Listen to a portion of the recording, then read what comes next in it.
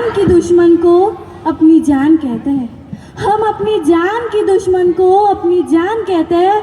मोहब्बत की इस मिट्टी को हिंदुस्तान कहते हैं, हिंदुस्तान कहते हैं। जो दुनिया में सुनाई दे उसे कहते हैं खामोशी, जो आंखों में दिखाई दे उसे तूफान कहते हैं। जो ये दीवार का सुराग है साहब, जो ये दीवार का सुराग है, चाइना अमेरिका पाकिस्तान साजिशों का हिस्सा है, मगर हम इसे अपने घर का रोशनदान कहते हैं, अपने घर का रोशनदान कहते हैं।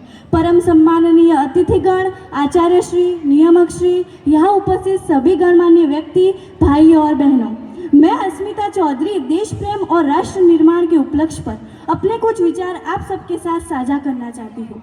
आज़ादी, आज़ादी का असली मतलब वही समझ सकता है जिसने कभी गुलामी की हो। हम सौभाग्यशाली है कि हमने स्वतंत्र भारत में जन्म लिया। यूँ तो आज़ादी की लौ 1857 में ही जल चुकी थी, जो वर्षाल बनकर 1947 में हमारे देश को आज़ाद कराई। प्राचीन, मध्यकालीन, वर्तमान भारत के कुछ उदाहरणों से मैं स्पष्ट करना चाहूँगी कि जब हम फिरंगियों के फेरे में फंस गए थे तो रंग दे पसंदी चोला की एक आवाज़ पर टोले उमड़ आते थे और उनके वंदे मातरम के नारों से खून में आने वाला 5-5 डिग्री का तूफान अंग्रेजी शासकों की जड़ों में तूफान ला देता था। लोग मर जाते थे, मिट जाते थे, फांसी चढ़ जाते थे, तो वो भी अपनी देशभक्ति साबित कर रहे होते थे, क्योंकि ये उस दौर की देशभक्ति की कसौटी थी। उसके बाद 62, 65, 71 के युद्धों में अपना सुहाग गवा देने वाली वो औरतें जब घर के हालात ये हो जाया करते थे कि प्यार भी भरपूर गया, मांग का सिंदूर गया, नन्हे नोनी हालों की लंगोटियां चली गई, छोटी छोटी बेटियों की चोटियां चली गई, बाप की कमाई गई, भाई की पढ़ाई गई, एक ऐसा विस्फोट हुआ पता ही चला नहीं, पूरे जिस्म की ही कई बोटियां चली गई, कई बोटियां चली गई।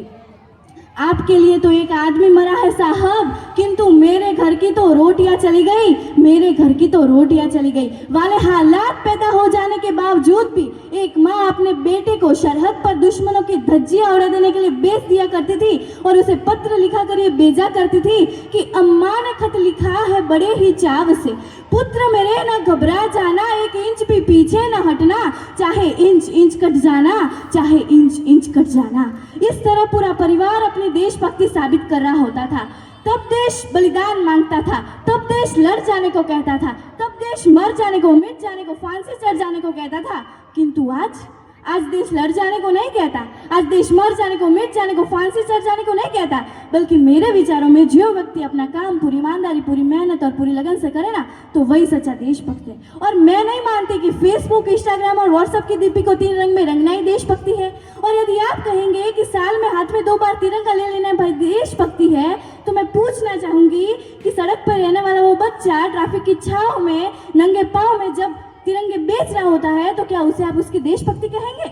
ये उसकी देशभक्ति नहीं, उसके पेट के भूख की शक्ति है जो उसे ऐसा करने पर मजबूर करती है, क्योंकि न मस्जिदों को जानते हैं, न शिवालयों को जानते हैं, न मस्जिदों को जानते हैं, न शिवालयों को जानते हैं। जो पेट के भूखे होते हैं ना, वो सिर्फ भोजन के निवालों को जानते हैं। अपने परिवार, अपने समाज, अपने देश के लिए समर्पण का भाव है देशभक्ति, और हर देशद्रोही के जीवन में आने वाला तूफान है हमारी सच्ची देशभक्ति, ताकि हर देशद्रोही ये समझ सके कि अगर तू परिंदा है तो ये आसमान तेरा है, अगर तू दरिंदा है तो ये शमशान तेरा है, भाईचारे से रहना है तो रह इस जमीन पर, वरना ये कब्र भी तेरी है और ये कब्रिस्तान भी तेरा है और ये कब्रिस्तान भी तेरा है। लेकिन एक देशद्रोही से ज्यादा देशभक्ति तब बात होती है जब एक बेटा अपने बूढ़े माँ बाप को वृद्धाश्रम की चौखट पर छोड़ आता है। करा उठती है वो देशभक्ति जब मुसीबत में फंसे लोगों की जान बचाने से ज्यादा हम सेल्फी लेकर अपने लाइक बढ़ाने में लगे रहते हैं। आज के दौर का वो युवा जिसके ऊपर जिम्मेदारी थी अपने देश, अपने समाज, अपने परिवार की आशाओं को बांधे रखने की, आज वही युवा 4x4 इंच की छोटी सी स्क्रीन पर अपनी कोमल उंगलियों के घर्षण मात्र से ही अपनी भावनाओं की इमोजी भेज रहा है। और मैं बता दूं कि महिला सुरक्षा के मामले में हम आज भी पीछे हैं। हम ना एक ऐसे जीवन में जीते हैं जहां पत्थर की मूरत को लगता है 56 भोग, वही भूखे नंगे तड़पते सो जाते हैं लोग, भूखे नंगे तड़पते सो जाते हैं लोग। मजदूर को मजदूर समझिए, मजबूर नहीं। गरीब को काम दीजिए, दान नहीं। अगर दान देने के चूक है तो जीते जी रक्तदान दीजिए और मरने के बाद अंग दान देकर किसी मरते हुए को जीवन दान दीजिए। यही सच्ची देशभक्ति और यही सच्चा राष्ट्र प्रेम है। न सरकार मेरी है न रब मेरा है, न सरकार मेरी है न रब मेरा है, बस इतनी सी बात का गुरूर है मुझे कि मैं भारत की हूँ और ये भारत मेरा है और ये भारत मेरा है। किंतु एक वैचारिक बीमारी मुझे हमारे समाज में नजर आती है। कहा जाता है हम दुनिया के सबसे बड़े लोकतंत्र है, जहाँ हिंदू भी पैदा होते हैं, मुस्लिम, सिख, ईसाई भी पैदा होते हैं, किंतु बदकिस्मती से अब इंसान पैदा नहीं होते। और मेरे विचारों में ना हिंदू की ज़रूरत है ना मुसलमानों की ज़रूरत है। राष्ट्र निर्माण के लिए केवल अच्छे इंसान की ज़रूरत है, केवल अच्छे इंसान की ज़रूरत है। जरा सोच कर देखें, ये पेड़ पौधे और शाखाएं भी परेशान हो जाए अगर परिंदे भी हिंदू और मुसलमान हो जाए। एक शैक्षिक बीमारी भी मुझे हमारे समाज में नजर आती है और बड़े आश्चर्य की बात है, जिस देश ने पूरे विश्व को तक्षशिला और नालंदा दे करके विश्वविद्यालय शिक्षा की पुनियाद रखी, आज विश्व की 100 सर्वश्रेष्ठ विश्वविद्यालयों में हमारा एक भी विश्वविद्यालय नहीं खड़ा नहीं हो पाता। जहाँ एक और हमारे पास IIT, IIM और NIT जैसे शिक्षण संस्थान हैं, वहीं दूसरी ओर इस देश के गरीबों को बेरोजगारी की जमात में खड़ा करने के लिए उनके हाथ में सर्व शिक्षा अभियान का झुंझुना पकड़ाया जाता है। और उसका जो कारण है ना, वो यही कि हमारे देश की शिक्षण नीति केवल 2 तरह के लोगों के लिए बनती है। पहले वो जो विद्वान है और दूसरे वो जो धनवान है।